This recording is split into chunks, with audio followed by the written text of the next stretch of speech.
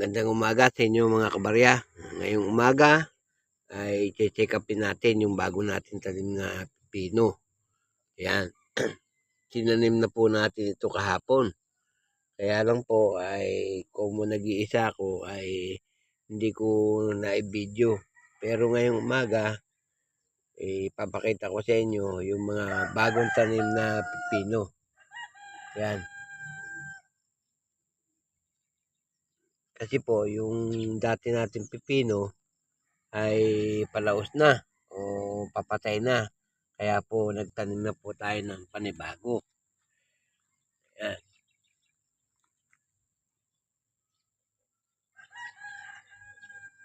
Ayan po. Yung pong binhi na yan ay itinanim ko muna sa baso. Sa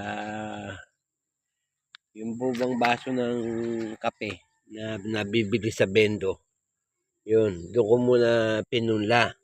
Para sa ganun ay madali ang paglilipat kung ililipat na ang mga pipinong ito. Ayan. Maganda naman po ang kanilang naging tubo. Dito sa kabila, ayan po.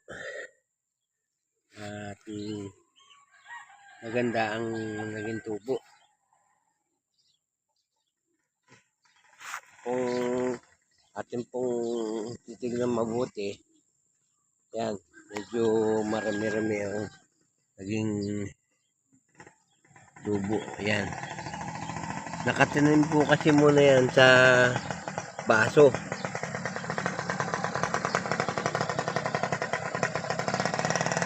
Ayan. Kaya ngayong umaga ay binibisita po natin. At tingnan natin kung ano ang naging epekto ng pagkakatanim natin kahapon. Itong isa binakura ng aking misis na mga dahon para nakatago sa mga manok.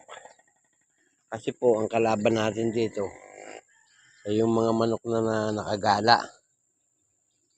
Kung titignan nyo naman yung aking mga lumang pipino, bagamat may bunga pa, papatay na po yung dahon. Yan, akala ko po nung una, yung dahon niya ay talagang naglalagas na ganyan. Kaya lang po, napansin ko, hindi na siya kamukha ng dati. Yan po, may mga bunga pa. Oh. Kaya umagap na po tayo. Nagtanim na po na tayo ng panibago. Yan.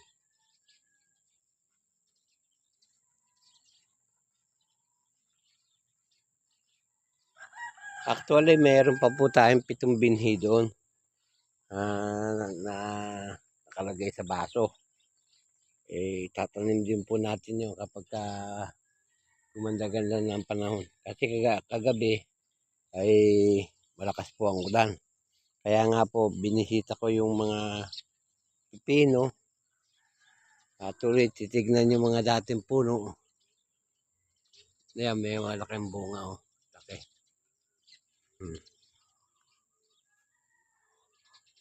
Marami pa pong bunga. Kanya nga lang po ay napansin ko na natutuyo ang mga dahon. Yan. Kaya po nagsiguro na ako at nagtanim na ako ng panibago.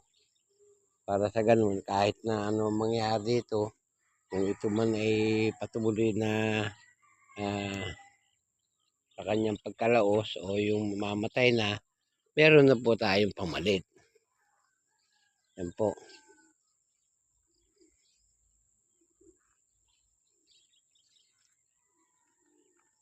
Ito po yung mga dating talong na tinanim ko.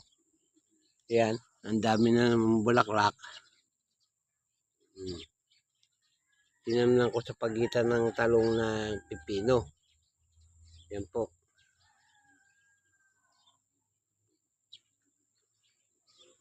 Dito hindi ko matamnan dahil Meron pong nakatanim na sili. Sili naman po yan, siling panigang. Yan. Pag po kasi nagtatanim ako, hindi po ako nakakapag-video. Gawa ng ako lang pong mag-isa. Wala naman akong pad na lagayan ng camera.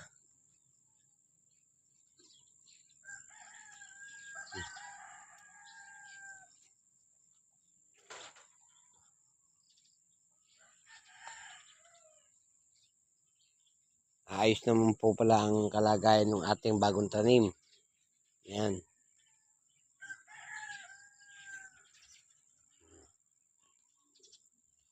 Tignan po natin yung binhi ko pang natira doon sa likod bahay namin. Yan, titignan po natin. Halip po kayo, tignan natin. Ayan po, nandito na tayo sa gilid ng aking bahay. Yan. Yan po yung sinasabi ko sa inyo na mga pipino na pinunla ko muna sa baso. Tatanim din po natin ito. Kaya lang po kahapon ay nabutan tayo ng ulan. Kaya hindi natin sila naitanim. Dito po yan sa gilid ng aking bahay. Yan. Yan po yung gilid ng aking bahay. Napapakinabangan naman po dahil sa yan.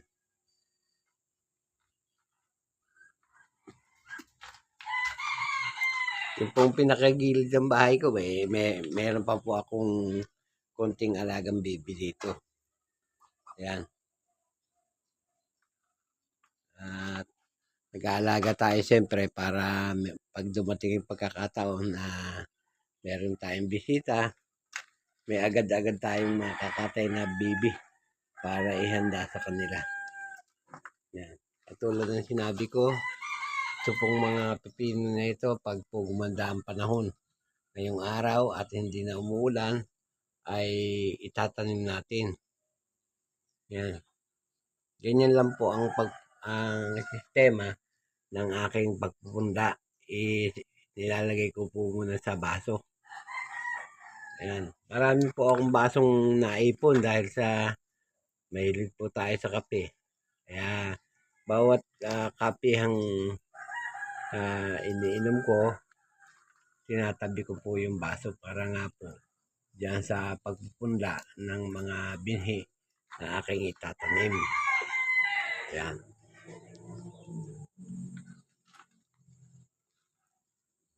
Paano po mga kabarya?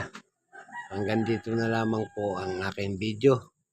At salamat po ng marami sa inyong walang sawang pagsubaybay sa aking channel.